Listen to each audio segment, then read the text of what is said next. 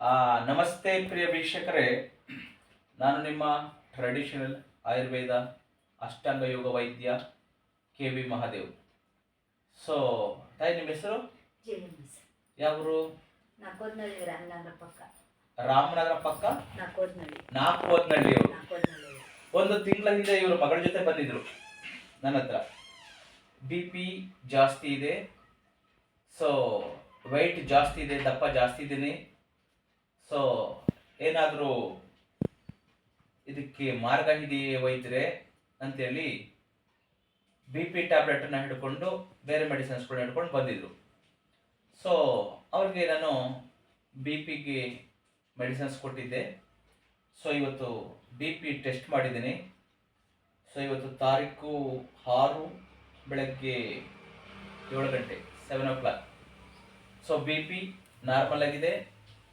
So ನಾನು ಹೇಳಿದ್ದಲ್ಲ, ಅವರ ಮೊಮ್ಮಗಳ ಕೈನಲ್ಲೇ ಕೂಡ ಅದನ್ನು ಸೆಥೋಸ್ಕೋಪನ್ನು ಕೊಟ್ಟು, ನೋಡಮ್ಮ ಇದು ಬೀಟ್ ಸೌಂಡ್ ಯಾವಾಗ ಬರ್ತದೆ, ಯಾವಾಗ ಸ್ಟಾಪ್ ಆಗ್ತದೆ, ಸಿಸ್ಟಾಲಿಕ್ ಎಷ್ಟಿದೆ, ಡಯಾಸ್ಟಾಲಿಕ್ ಎಷ್ಟಿದೆ ಅಂತೇಳಿ. ಏಕೆಂದರೆ ನಾವೇನೋ ಹೇಳ್ಬಿಡ್ಬೋದು, ಏಕೆಂದರೆ ನಾವು ಏನು ಮಾಡ್ತೀವಿ ಅದೆಷ್ಟಿದೆ ಪಾಪ ಅವ್ರಿಗೆ ಗೊತ್ತಾಗಬೇಕು. ಸೊ ಅದಕ್ಕೆ ಅವ್ರಿಗೇನೆ ಸೆಥೋಸ್ಕೋಪನ್ನು ಕೊಟ್ಟು ನೋಡ್ಕೊಮ್ಮ, ಚೆಕ್ ಮಾಡ್ಕೊ, ಯಾವಾಗ ಆ tick tick sound, heart beat sound stop ಆಗ್ತದೆ, ಯಾವಾಗ ಶುರು ಆಗ್ತದೆ, ಮತ್ತೆ ಯಾವಾಗ ಸ್ಟಾಪ್ ಆಗ್ತದೆ, ನಂಬರ್ ನೋಡ್ಕೊಂತ ಕೊಟ್ಟಿದೆ. BP ಅವ್ರ ವಯಸ್ಸೆಷ್ಟು ತಾಯಿ ನಿಮಗೆ? 70 ವರ್ಷಕ್ಕೆ ಎಷ್ಟು ಬೇಕೋ ಅಷ್ಟಿದೆ. 90, 120 ಇದೆ. 90, 130 ಇದ್ರೂ ಕೂಡ ಆ ಏಜರು ನಾರ್ಮಲ್ಲೇನೆ. ಸೊ BPನ 1 ಸಾರಿ 2 ಸಾರಿ ಚೆಕ್ ಮಾಡಿ ಡಿಸೈಡ್ ಮಾಡಬಾರ್ದು. ಒಂದು 4-5 ಸಾರಿ BPನ ಚೆಕ್ ಮಾಡಬೇಕು. ಅದೇ ರೀಡಿಂಗ್ ಇದ್ದರೆ ಅದು ಸೇಮ್ ರೀಡಿಂಗ್, ವ್ಯತ್ಯಾಸ ಆಗಬಾರ್ದು. ಸೊ ಜೊತೆಗೆ ನಾನು ಅವ್ರಿಗೆ ಮನೆಯಲ್ಲೇ ಮಾಡಿದಂತಹ ಮೆಡಿಸಿನ್ಸನ್ನು ಕೊಟ್ಟಿದ್ದೆ. ಒಂದು 25 ಇಂಗ್ರೀಡಿಯೆಂಟ್ಸನ್ನು ಹಾಕಿ, ಸೊ ಅವ್ರಿಗೆ ವೆಯ್ಟ್ ರೆಡ್ಯೂಸ್ ಆಗೋದು ಕೊಟ್ಟಿದ್ದೆ. ಜೊತೆಗೆ ಎನಿಮಾ ಕೊಟ್ಟಿದ್ದೆ. ಅದು ಎನಿಮಾ ಕೊಟ್ಟಿದ್ದಲ್ಲಿ ನಿಮ್ಗೆ ಲೂಸ್ ಮೋಷನ್ಗೆ ಅದು ತಗೊಂಡ್ರಾ?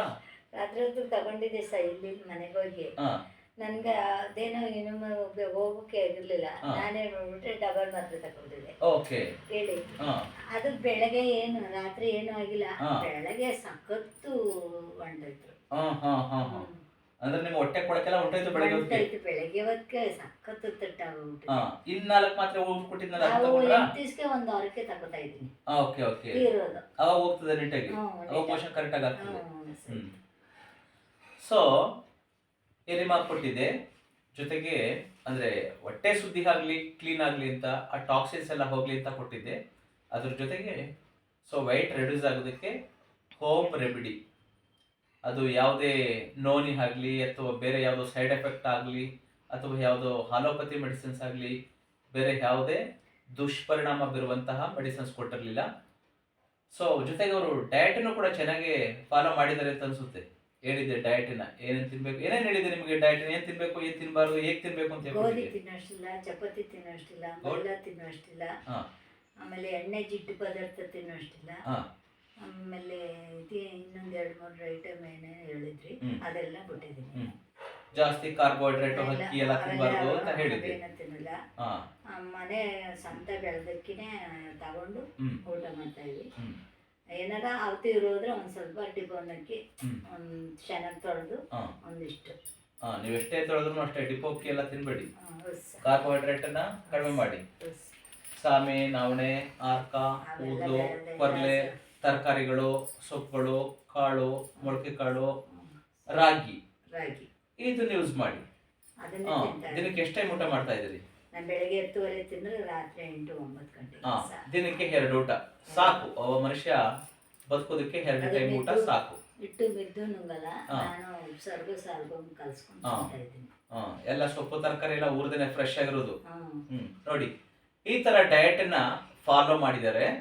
ಸೊ ಹಾಗಾಗಿ 1 ತಿಂಗಳಲ್ಲಿ ಸೊ 5 kg ವೆಯ್ಟ್ ರೆಡ್ಯೂಸ್ ಆಗಿದ್ದಾರೆ. 75 ಇದ್ರು 70 kg ಕರೆಕ್ಟ್ ಆಗಿದ್ದಾರೆ. 5 kg ವೆಯ್ಟ್ ಕಡಿಮೆ ಆಗಿದೆ.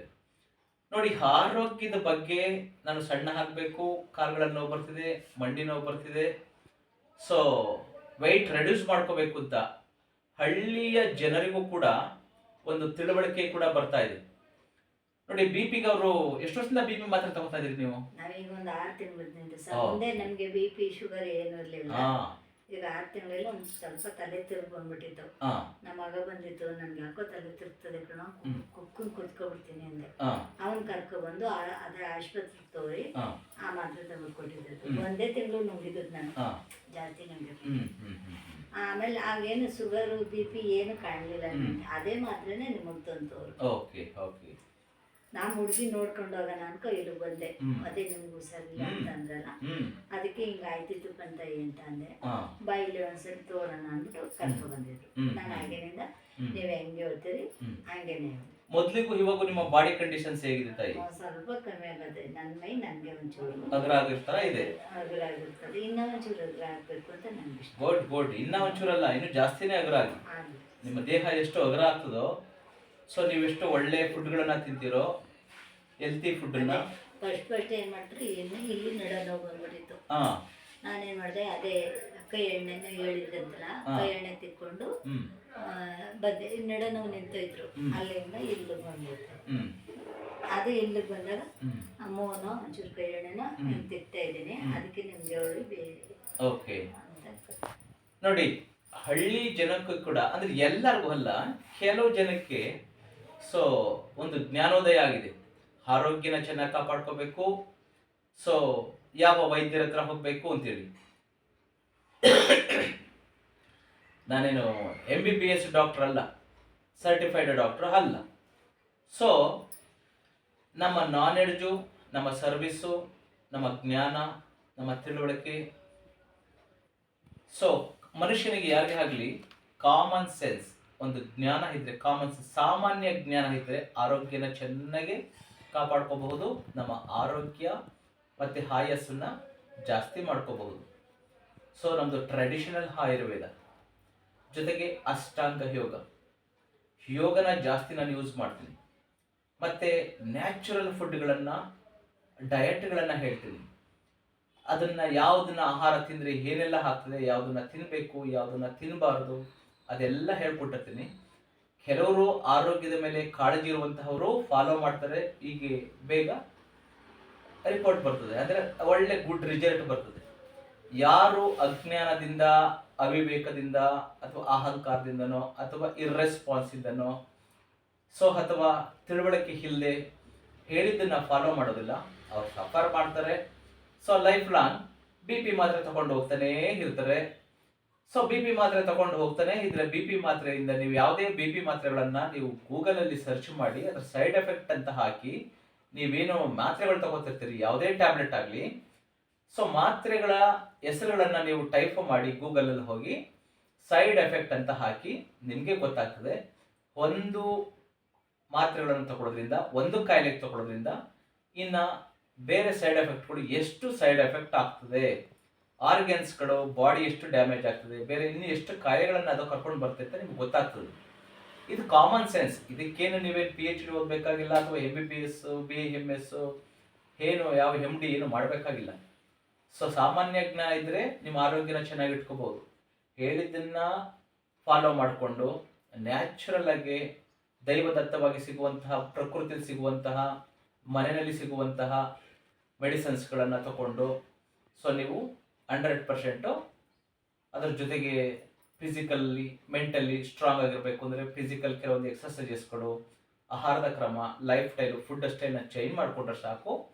ಸೊ ಕಾಯಿಲೆಗಳು ಬರದ ಹಾಗೆ ನೀವು ಪ್ರೊಟೆಕ್ಟ್ ಮಾಡ್ಕೋಬಹುದು.